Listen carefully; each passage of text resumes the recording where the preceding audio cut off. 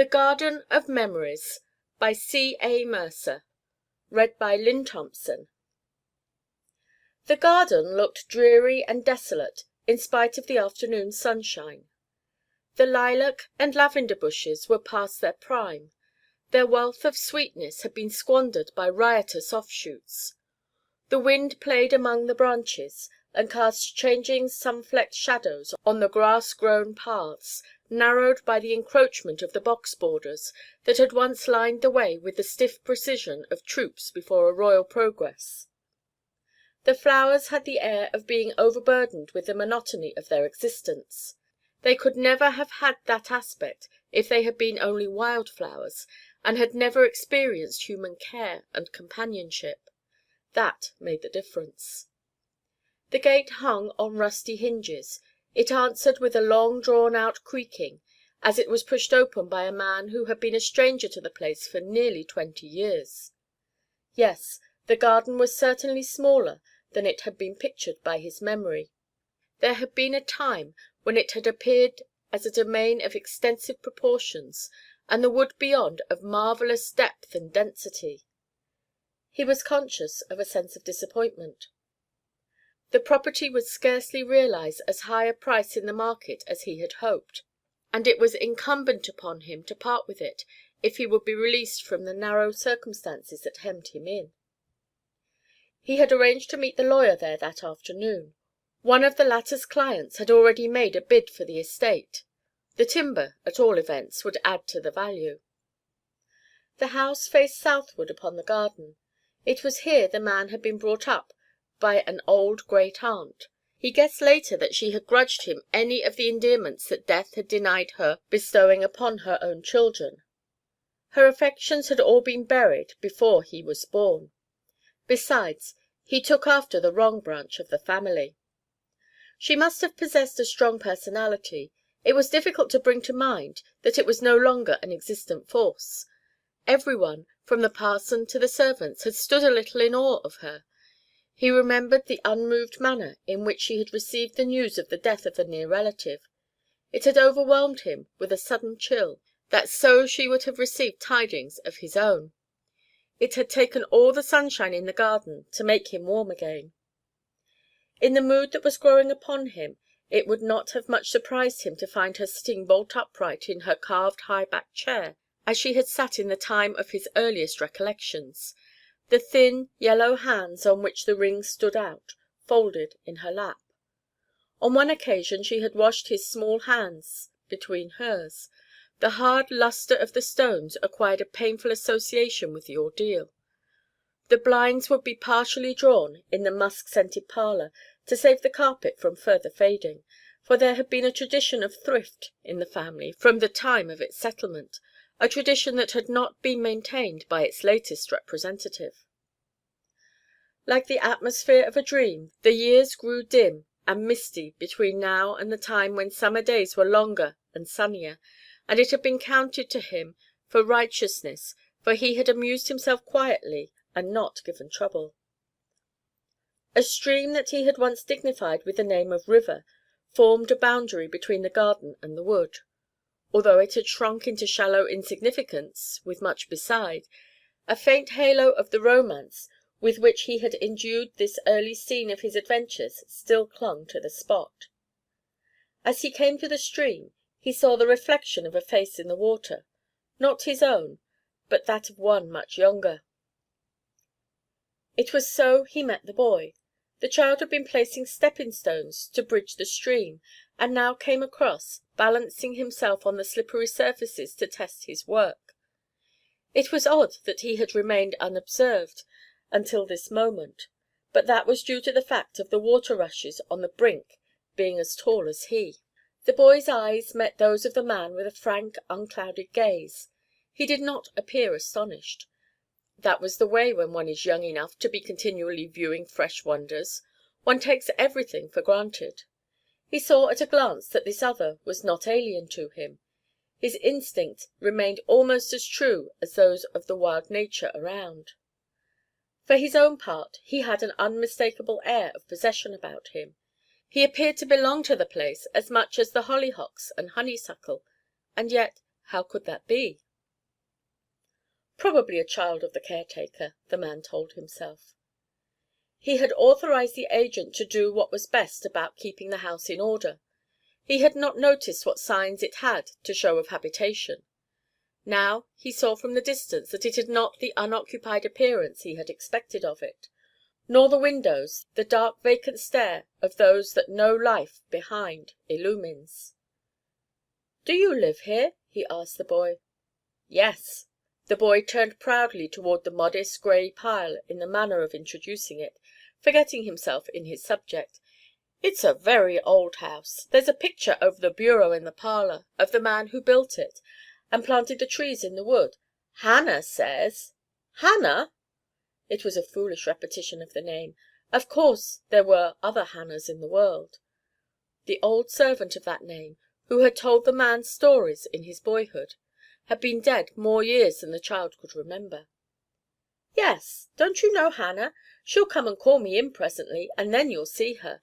Hannah says they, the trees, have grown up with the family." He assumed a queer importance, evidently in unconscious mimicry of the one who had repeated the tradition to him. "And that with them the house will stand or fall. Do you think the roots really reach so far?" There was an underlying uneasiness in the tone which it was impossible altogether to disguise. As the other expressed his inability to volunteer an opinion on this point, the boy went on, seeing that his confidences were treated with due respect. "I dug up one myself once, I wish I hadn't afterwards, to make myself a Christmas tree like I'd read about. I just had to hang some old things I had on it. It was only a tiny fir, small enough to go in a flower pot. But that night the house shook, and the windows rattled as if all the trees in the forest were trying to get in. I heard them tapping their boughs ever so angrily against the pane. As soon as it was light I went out and planted the Christmas tree again. I hadn't meant to keep it out of the ground long. They might have known that." "Have you no playfellows here?" The boy gave a comprehensive glance around. "There are the trees. They are good fellows. I wouldn't part with one of them. It's fine to hear them all clap their hands when we are all jolly together. There are nests in them, too, and squirrels. We see a lot of one another." This statement was not difficult to believe. The holland overalls bore evident traces of fellowship with mossy trunks. The boy did most of the talking. He had more to tell of the founder of the family, whose portrait hung in the parlor, and of how, when he, the child, grew up, he rather thought of writing books, as that same ancestor had done, and making the name great and famous again. He had not decided what kind of books he should write yet. Was it very hard to find words to rhyme if one tried poetry? He was at no pains to hide such fancies and ambitions, of which his kind are generally too sensitive or too ashamed to speak to their elders, and which are as a rule forgotten as soon as outgrown. "Shall we go in the wood now?" said the boy. "It's easy enough to cross over the stepping stones." "Yes, let us go." The man was beginning to see everything through the boy's eyes. The garden was again much as he had remembered it, enclosed in a world of beautiful mystery. Nothing was really altered. What alteration he had imagined had merely been a transitory one in himself. The child had put a warm, eager hand into his. Together they went into the wood, as happy as a pair of truant schoolboys. They might have been friends of long standing. "So this is your enchanted forest?" said the man. "Not really enchanted," replied the boy seriously. "I once read of one, but of course it was only in a fairy tale. That one vanished as soon as one spoke the right word. It would be a very wrong word that could make this vanish." He had a way of speaking of the wood as if it were some sacred grove. His companion suddenly felt guilty, not quite knowing why. "Of course some one might cut them down." The boy lowered his voice. It seemed shameful to mention the perpetration of such a deed aloud.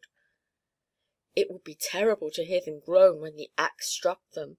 The young ones mightn't mind so much, but it would be bad for the grandfather trees who've been here from the beginning.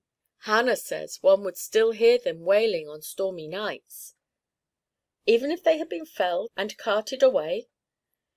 Yes, even then. Though, to be sure, there would be no one to hear the wailing if it's true that the house must fall, too, at the same time. But we needn't trouble about that. None of it is likely to happen. You see, if it did, where should I be?" He laughed merrily. This last argument appeared to him to be quite conclusive. Such an important consideration placed the awful contingency quite out of the question, and transformed it into nothing more than a joke. The child's laughter died away as they both stood still to listen. Each thought he had heard his own name called. "It's Hannah," said the boy, and off he raced toward the house, barely saving himself from running into the arms of another person who had turned in at the gate. "Who was the boy who ran round by the espaliers a minute ago? One would scarcely have judged him to be a child of the caretaker." The man's heart sank with a dull thud. Something had told him the answer before it came. "Child?" The lawyer looked puzzled. "I did not see one. No children have any business in this garden, neither is there any caretaker here. The house has been shut up altogether since the old servant you called Hannah died 11 years ago." They had reached the veranda. The westering sun had faded off the windows. It was easy to see that the house was empty. The shutters were up within, and the panes dark and weather-stained. Birds had built their nests undisturbed in the chimney-stacks. The hearthstones had long been cold. "My client is willing to purchase the property on the terms originally proposed," the lawyer was saying. "He contemplates investing in it as a building site. Of course, the timber would have to be felled." A breeze passed through the tree-tops like a shudder. The younger man interposed. "I am sorry you should have had the trouble of coming here, but I have decided to keep the old place after all, stick and stone. It is not right it should go out of the family. I must pull my affairs together as well as I can without that." The little phantom of his dead boyhood was to suffer no eviction. End of story.